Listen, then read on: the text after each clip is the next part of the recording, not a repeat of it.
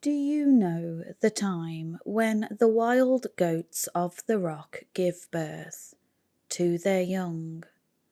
Do you observe the carving of the deer? Can you count the months that they carry offspring? Or do you know the time when they give birth? They kneel down, they bring forth their young, they cast out their labour pains. Their young ones become strong, they grow up in the open field. They leave, and do not return to them. Who sent out the wild donkey free from dependence on man?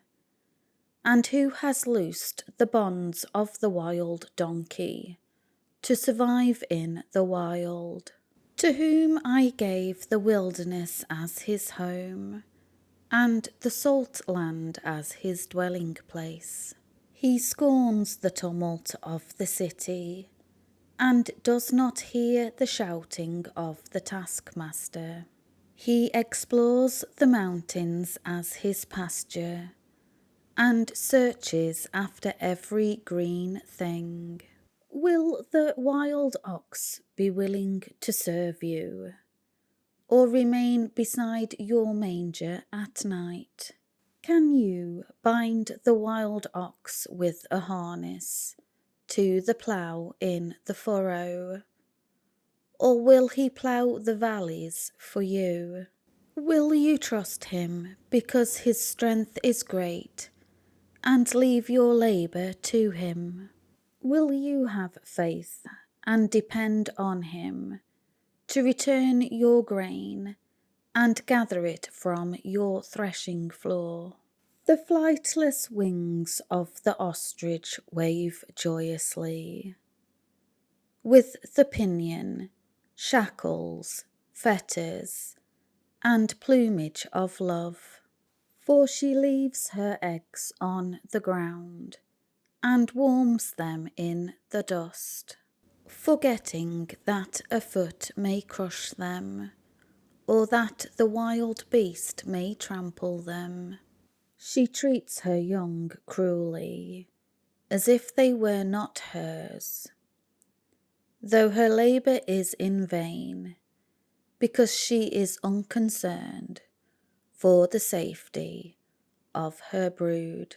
For God has made her forget wisdom, and has not given her a share of understanding.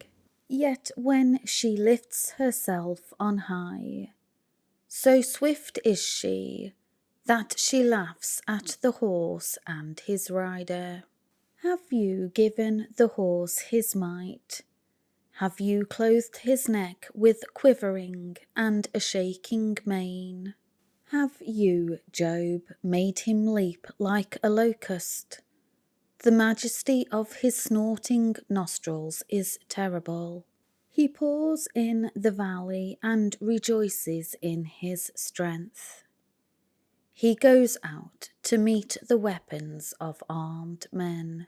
He laughs at fear and is not dismayed. And in battle he does not turn back from the sword. The quiver rattles against him, as do the flashing spear and the lance of his rider. With fierceness and rage he races to devour the ground, and he does not stand still at the sound of the war trumpet.